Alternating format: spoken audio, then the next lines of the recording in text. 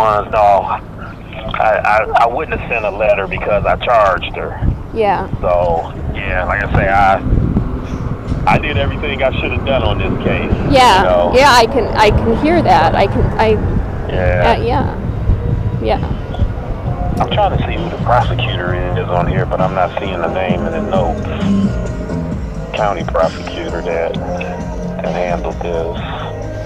So then it went from city Oh yeah, it is county prosecutor. Yeah. Right. Yeah. Okay. Yeah. So you figure, like I was telling you, city prosecutor issued the papers, they reviewed the case, and then it goes to the grand jury. Because at that time, it's in the county's hands when it goes to the grand jury. Mm-hmm. And either they vote to indict or they vote a no bill, which means that they're not indicting. So this was a true bill, and then it goes on to the next step. Yeah. So everything moved along except for you being contacted. Everything moved along the way it should have went. So like I say, I don't know why the county didn't send someone out to the shelter to try to get in touch with you. Right. I don't know. I was trying to get information with emails, and that didn't happen until Keith Selzer. I received when I walked into the shelter. The staff said someone was here to see you, and they handed me the business card of Keith Selzer, and then. Oh, you know what? I think he's running the investigators down at the prosecutor's office. I think that's what he's doing. Yes, the card said he was the he's like the supervisor. The investigative supervisor. Okay. But he hasn't returned my calls because I was questioning things that just didn't make sense because I've been left in the dark about this. Okay. So I was questioning, and then he didn't respond to my email, and he's not returning my phone calls. So. All right, so this is what it is. It's like the defendant was in court. This was on May the 31st. He was in court with his attorney, Audrey Dale Valley, and the prosecuting attorney, Carl Felice. I never dealt with him before. I don't even know who he is. So Carl Felice is a county prosecutor. Okay. Yeah. So, like I was saying, what she did, Prosperity, originally she had entered a plea of not guilty, and then she retracts her former plea, and there's a plea of guilty to the attempted felonious assault. My God. So basically what it was, it went from a felony 2. Yeah. Wait, what's up, Sarge? From a felony 2 to a felony 3. Wow, so that just means like it really takes away from the violent act. That it drops it down. It says that the violent act never occurred, and so how I got the scar on my forehead is taken away. It's erased. That's not right. That they did that. Because that's what that's saying. It's saying that, my head was busted open, except they're basically saying no, it didn't occur. It was just an attempt. Well, it did occur because she busted my head open, and I have a scar from it. So it's not right. They should never have given that deal to her unless she pled guilty to the felony 2, because it is. But like I say, sometimes they decide that that they're going to try to work out something, and apparently that's what happened in this case. Yeah. So, like I say, I wasn't even notified. I mean, I had to look this up because I'm looking at the name Gina Calabrese. I'm like, is she an attorney or something? And then as soon as I ran the report number in the system, I'm like, oh, I remember this case. Yeah. And so I'm surprised that they didn't even call you into court. Well, I guess there wasn't a trial. They said there was, right? I mean. Yeah, but still, still sometimes it all depends on the prosecutor. They'll contact you and let you know what they're doing. So obviously, in this case, they felt that they didn't need to talk to me. So. Wow. But you know what? I mean, you got the information for the court hearing. I mean, if you want to go, you can go. Yeah, but then it's going to be meaningless because they've made their decision to say that it's just an attempted felonious assault. It's not an actual felony. The cut on my head is just, that doesn't make sense. It's an attempt. No, it's there. So it just it doesn't make any sense. So for me to go, it's just really, it's going to be, I think it's going to be frustrating for me because of the way that it was handled and the decision that they made. I think it's going to really frustrate me. I'm going to leave there frustrated, and I don't want to feel like that because they didn't handle it properly. You did. Right. They didn't. Yeah, like I say, I did everything I was supposed to do. Yeah, you did. You handled it. And it's been plenty of times when, I put cases through. I might go to court, take it to the grand jury. I might go down for like one court hearing or something like that, and then all of a sudden I don't hear anything else about it. Mm-hmm. Then I go into the system like I'm doing right now, and I see where they worked out some kind of plea deal without even contacting me. Wow. Mm-hmm. So that's one of these cases.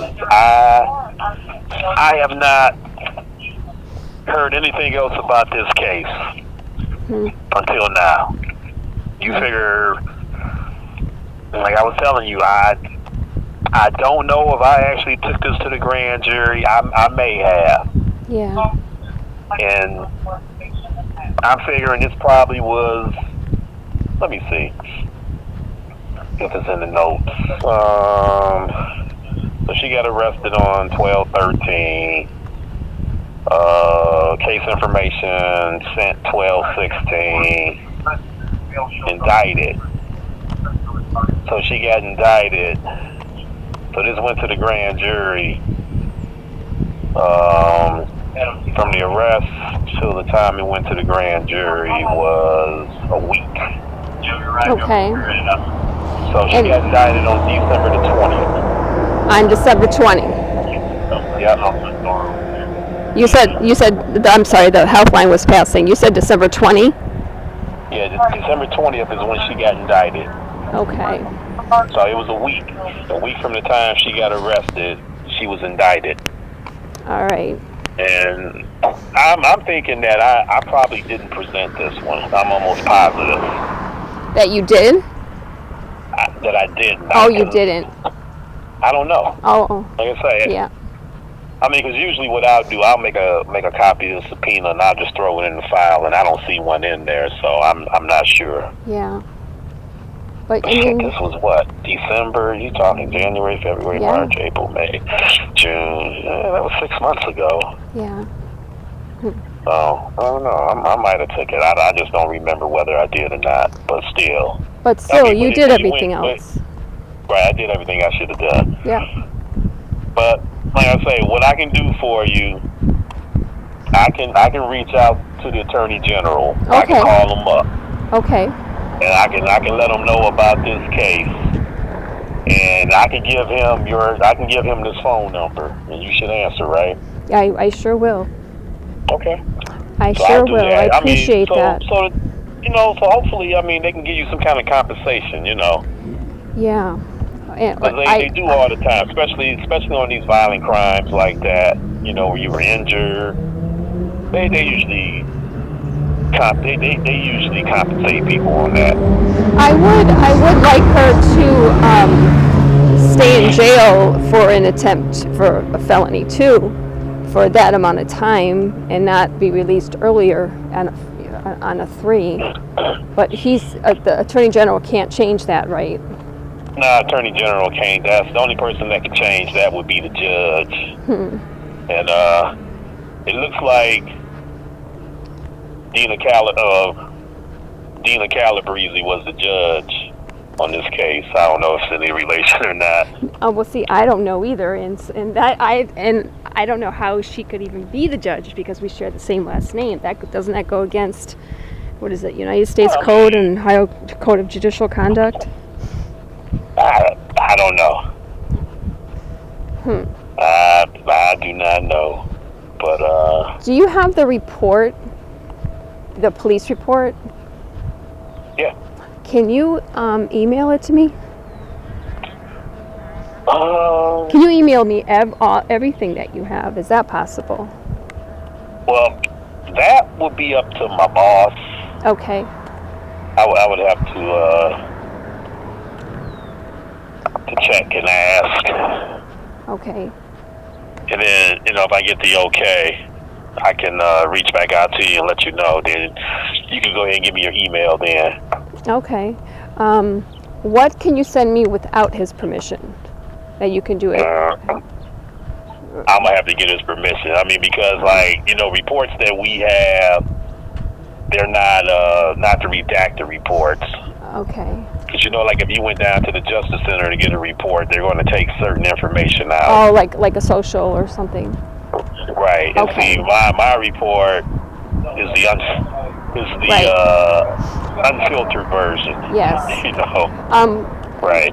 Well, okay, and if that's the only problem with sending it to me, then feel free to redact social security numbers and birth dates because I don't want to see that. Right. Yeah. So if that's the only thing that's holding it back, please go ahead because I don't want to see her social. Okay. Yeah. I don't even know if her social is going to be on there. I mean, it might be though. Because I know, our reports, they do deep dives and they have a lot of information in them. Yeah. So, but okay. I'll find out. Okay. All right. I really appreciate your work on this. I really do. I thank you very much. Hey, I'm just doing what I'm supposed to do. Thank you. I try to take care of people when I handle my cases. I thank you. You did your job with this, and I thank you for that. Okay. All right, sir. So let me know about the reports, and thank you for then calling the Attorney General also. That I appreciate that too.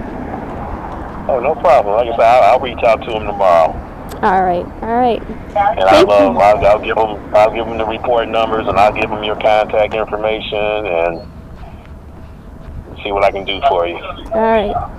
Thank you very much. You have a wonderful night. Okay. Okay, you too. Bye. All right. Bye. Okay.